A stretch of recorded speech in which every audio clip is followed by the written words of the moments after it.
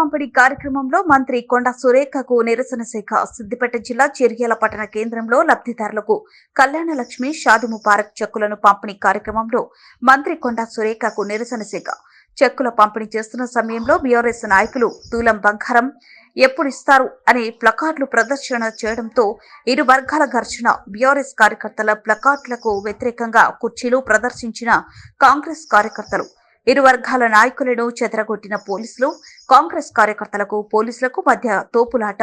ఇరు వర్గాలకు మంత్రి కొండ సురేఖ, ఎమ్మెల్యే పల్లా సర్ది చెప్పడంతో సద్దుమరిగిన గొడవ. సమయాభావం వల్ల మొదటగా ఒక 10